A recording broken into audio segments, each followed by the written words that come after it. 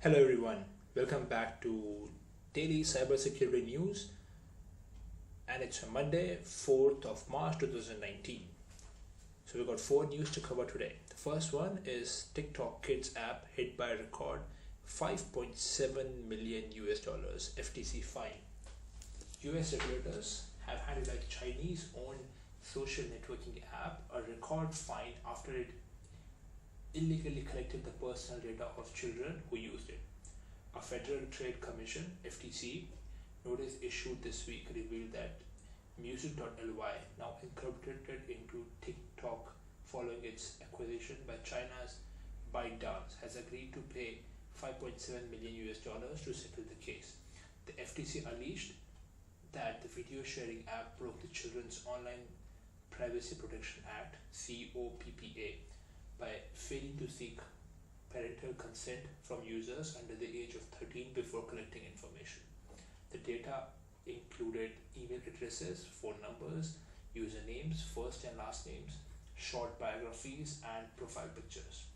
The app also came under fire for allowing accounts to remain public by default, with profile pics and bios made viewable by all even if users went private. Second news is Qbot malware resurfaces a new attack against businesses. The decade-old Qbot financial malware has resurfaced with an improved version in a new attack against businesses that has infected thousands of systems so far. Researchers from data security solutions provider Varonis have uncovered the attack after a customer alerted them about suspicious activity on a computer.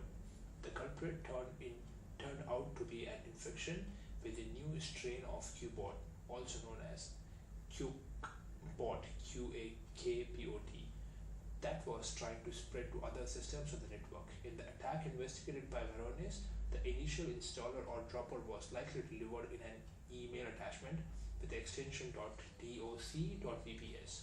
VBS is a scripting language that's natively supported on Windows. If executed, the malicious script downloads the Qbot loader from a command and control server using the Windows bits admin command line tool. Previous Qbot versions used PowerShell for this purpose, but since PowerShell has become a common malware delivery method, its use is closely monitored on enterprise systems. Once installed, Qbot creates scheduled tasks and adds entries to the system registry to achieve persistence. The malware then starts recording all keystrokes typed by user, steals credentials and authentication cookies saved inside browsers, and injects malicious code into other processes to search for and steal financial related text strings. Varonis gained access to one of the command and control servers used by the attackers and found logs showing 2726 unique victim IP addresses. More than 1700 were located in the US, but victims were also found in Canada, UK, Germany, France, Brazil, South Africa, India, China, and Russia. Okay, that covers our second news. Going to the third news, which is for Adobe. Adobe releases out of band update to patch CodeFusion 0 Day. So Adobe has released today an emergency out of band update for its CodeFusion development platform that patches a 0-day vulnerability that was being exploited in the fight. In its security bulletin that was just sent out, Adobe described the vulnerability as a file upload restriction bypass and gave it a rating of critical.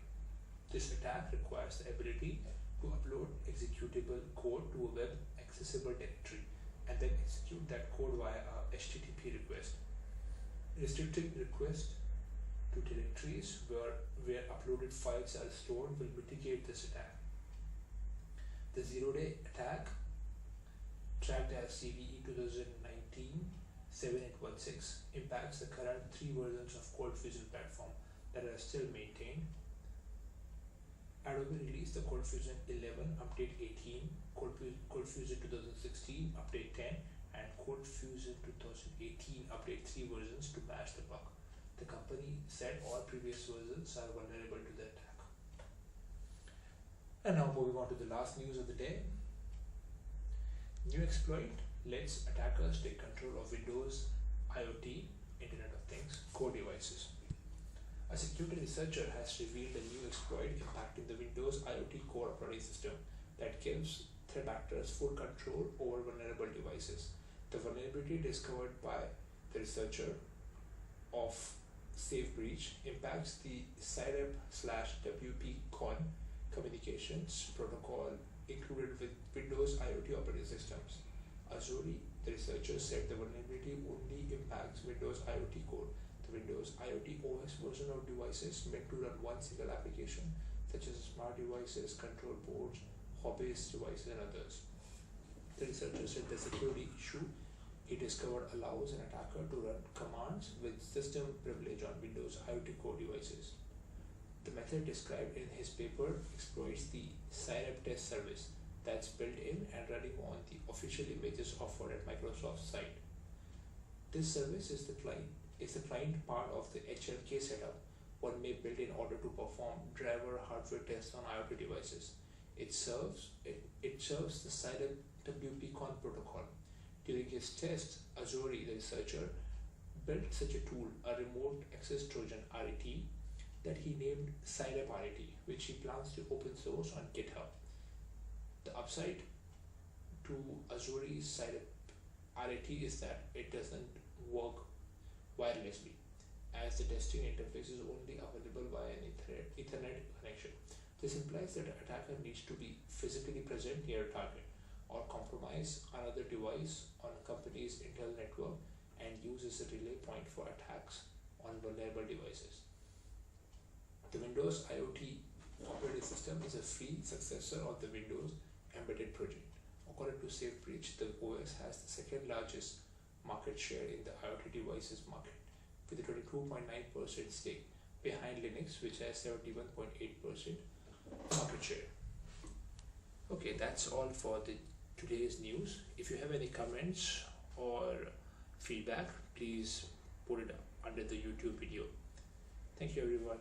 Have a good rest of the day.